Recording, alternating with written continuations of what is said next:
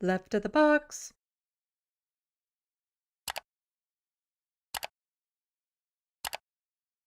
One of the things that I wanted to, I don't know, it's a small example, small way of, when you hit rock bottom type thing. And something I said earlier in the stream, and I think more people tuned in now. And the thing is that when you have nothing left to lose, that means you only have things to gain. Because if you try something and you fail at it, then you're back to where you have nothing left to lose. So the only thing possible are gains at that point. And it can make people bolder to try new things and different things and really put themselves out there, because what's the worst that can happen? You go back to where you were at rock bottom. And that's the thing, like once you've learned to live at rock bottom, being bold, being daring, doing something doesn't seem so scary anymore because you've already survived it once. And in my early 20s, I was living in Toronto. I went there for college and I had an apartment and stuff, and I had dreams. I wanted to get into acting and stuff. I did some background work. And I had, dreams of being independent and all this sort of stuff. But my mental health had caved pretty bad at that point. And after I was done my certificate program, I was trying very hard to get a job, like just doing anything, everything. And I couldn't get a real job, at least nothing that would pay. And so eventually I had to go on to Ontario Works, and this was before I was able to get onto disability. And when I got onto Ontario Works, at the time, the maximum amount was $530. My rent was $650. The math doesn't work out there. So then Ontario Works said, well, we're only going to give you money for 3 months because you're living above your means in a bachelor apartment. So things started to cascade even more. My mental health was just tanking. The anxiety, everything was horrid. And, I didn't really have anyone to turn to at the time, no real friends. My mom would have taken me in, but I knew she didn't want to. And she wasn't capable of dealing with me. Like with my mental health issues and stuff like that, and her own issues and stuff, she did not have the ability to help me in any way whatsoever. And chances are things would have gotten much worse. And in fact, I didn't want to move in with her because my mental health had caved, like I said. And I knew that if I had moved in with my mom, there was a good chance I was putting her safety in danger, because I had this inner rage stemming from childhood and stuff that only family, especially my mom, could trigger. Around strangers, completely fine, cool, you can push all the buttons you want, not going to explode. Around my mom, whole other story. And I was actually worried about her safety should I have moved in with her. So I made the choice to go unhoused instead, to keep her safe. And one day she came up to my apartment and they put all my stuff into a truck, boxed it all up, my cats into pet taxis, and I was left at the hospital emergency room with a bag and being committed for mental health issues. Basically, she dropped me off there so I wouldn't unalive myself that night. And then I was on my own.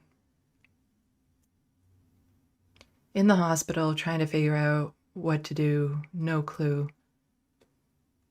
Couldn't have Ontario Works. Like, how do you get first and last month's rent? You've got nothing, no job, no address. How are you supposed to survive? How are you supposed to get by? How are you supposed to, get yourself out of that situation when you're struggling so much yourself? How do you figure out anything when you don't know how the system works? You're too young. You don't know what resources are available. You don't have any supports. You don't have family you can turn to. You don't have a single friend. And so I started to really freak out when, basically, since I wasn't at risk of unaliving myself, the hospital wanted to kick me out of the psych ward. And I had nowhere to go. None. Fortunately, somebody else in the psych ward was considered a youth like me in our early 20s and knew of a shelter I could go to. And so I went to a youth shelter. They had an opening, I was able to get in. So straight from the hospital into a youth shelter. And it had its issues, it wasn't exactly located in a convenient place because nobody wants those shelters near anything convenient.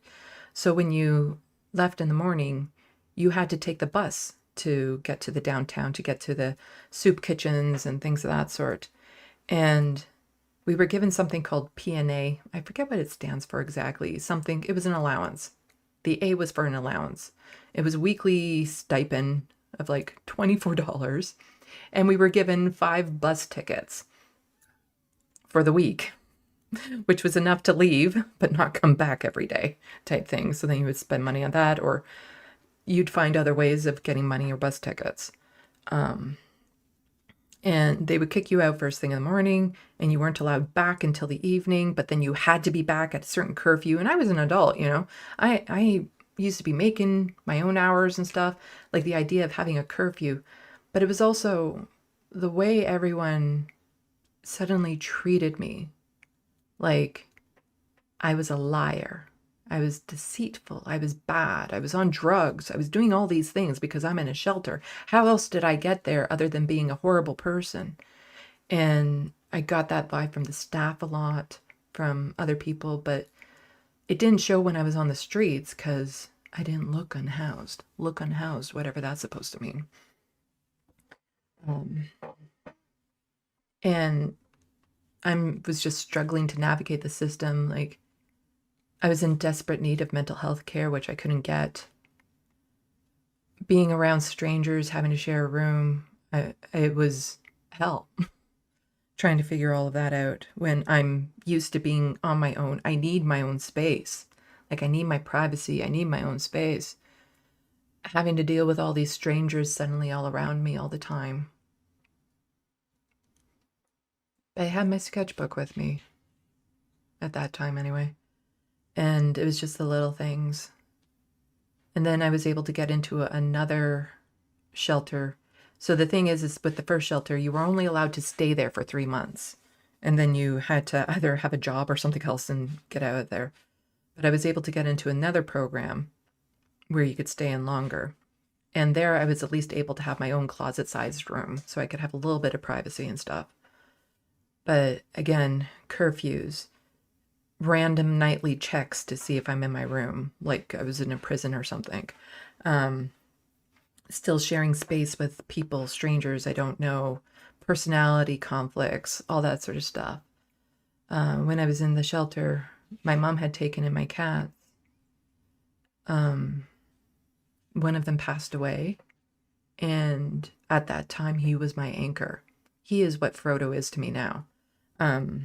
That cat was my world, because the other cats that I had, they would be fine. But that one cat, I think he died of a broken heart, because he had bonded with me and just me.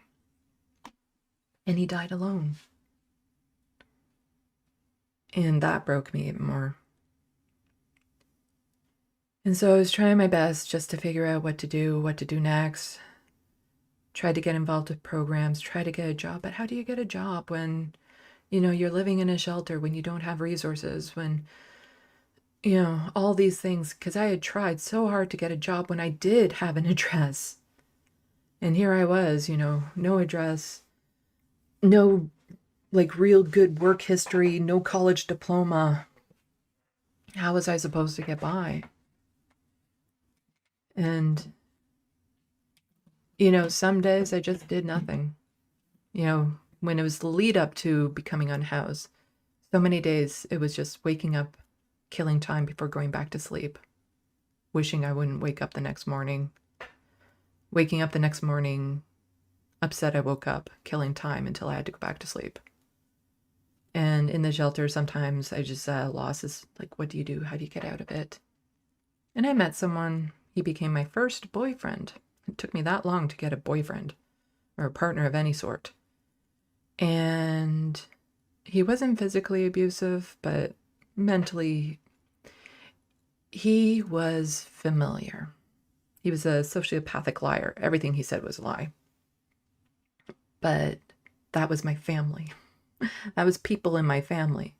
And so, despite how obvious it was, how blatant it was, I was still drawn to it. Even though now I look back to it and it's like, yeah. And, you know, when you're in the shelter, you learn to cope. You learn to use the tools you have around you. You learn to network with different types of people. You learn to, you learn how to use the systems fast because you're in crisis mode. So you find out, okay, here's the soup kitchen, here's another resource, here's another resource, here's this, here's that.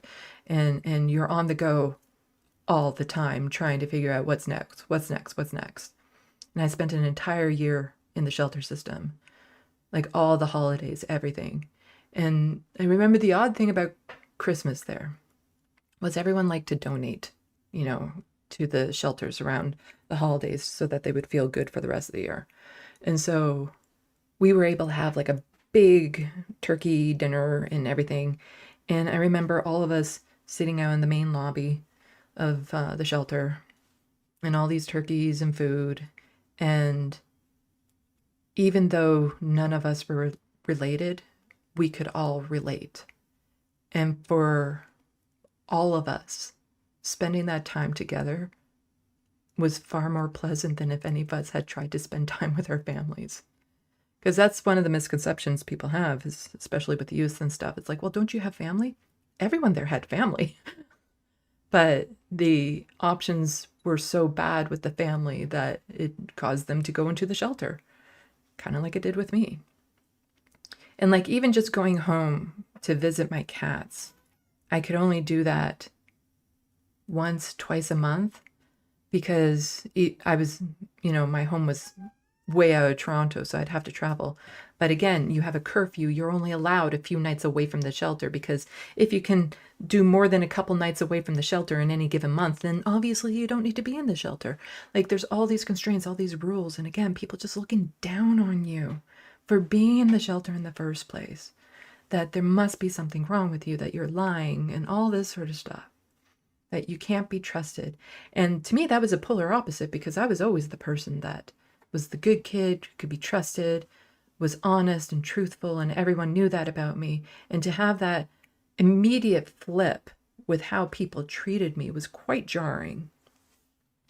But eventually, with that boyfriend of mine, we were able to move back to my hometown together and move into an apartment that my mom had in the house that she was living in. And that relationship eventually ended by me filing a missing persons report because he just disappeared. Finding out I'm single by detectives telling me he's fine. Yeah.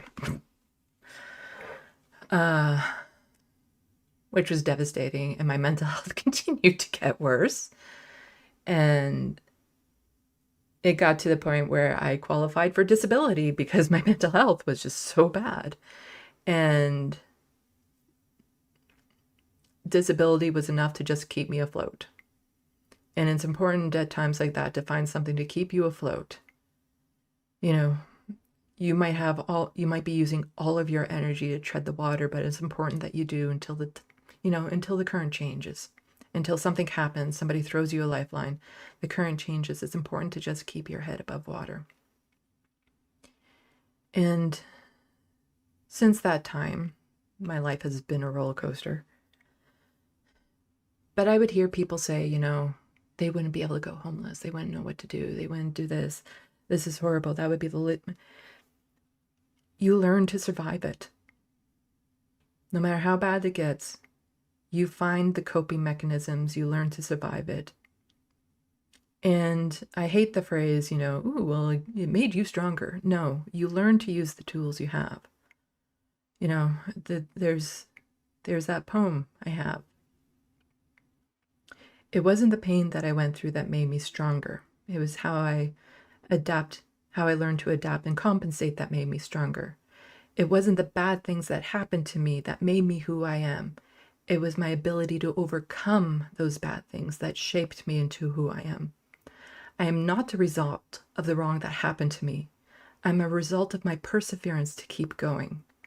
Therefore, I'm not defined by the events of my past. I'm defined by everything it took to get me here. The people in the future will be defined by the actions they take right now to get through this moment, to push through it, to find that light. Because right now we don't even have that light, but it's important that you keep searching for it. You learn the tools, you learn to cope, you learn to organize, and you learn fast. Because the important thing is to just survive it in the moment. Survive it. Do what you can when you can. Get through it. And sometimes if all you can do is just keep your head above water, then that's what you do. Until somebody is able to throw you that lifeline, until the current changes, until you can finally touch ground. It's important to just keep going, to not give in, to not let yourself just give into the water and submerge yourself. It's important to just keep pushing forward and know you're not alone. So many other people are in the same situation as you right now, and we all want someone else. But we all need to turn to each other and be that other person for someone else. And when enough of us do that, real change can happen. But we will be defined as a people, as a period in history, will be defined by what we do now to make it through this. And it's important for people to keep that in mind going forward. I can't even say we're at rock bottom right now because we're not. I know things can still get a lot worse for a lot of people. It's important to just survive the moment, to learn the tools, to figure out how to use the tools that are available to you, because the tools that maybe you were taught are no longer available. The tools that you ideally wish you had are no longer available. But you have to learn to use the tools that are presented to you at any given time. So it's so important to just turn to one another, help each other out, be a shoulder, be an ear, do a live stream for people to be able to commiserate with each other. It's not over. Progressive change is possible. It is always possible. It's just gotten a hell of a lot harder, but it's possible. And, I'm not so Pollyannish to say, we're going to get through this. We're going to make it through and stuff like that, because this will change people. This will change the way we think about the world, the way we think about our neighbors. Most of us will get through this, but we won't come out of it being the same person we were when we started. I am not the same person I was now than when I got into the shelter system. What happened there changed me as who I am as a person. And other events in my life, that keeps on happening. So we are now changed as a people going forward. And it's important to try to change into something we want to be, not something we're forced to change into. And so it's important to just take whatever tool you have and use it to the best of your ability. Do what you can when you can. Yeah, the thing is that, like, my mom and I actually have a good relationship now. We're not close, but we do have a good relationship. And I understand now more of the struggles, what she grew up in, the tools she had and stuff. And she was doing the best she could with what she knew. And I don't hate my mom because she was only using the tools she had. And I'm not mad at my mom because she used those tools the best that she knew how. But I love and forgive my mom because despite all of that, she was still somehow able to provide me with a better life than what she had. You know, we don't, like I said, we're not close, but I know more of what she went through. I know all of this. And despite all of our shortcomings, especially when I was younger and stuff, she still supported me in the ways that she understood. And she still supports me now. And so we have a good-ish relationship now, like we're good. So, you know, things can change.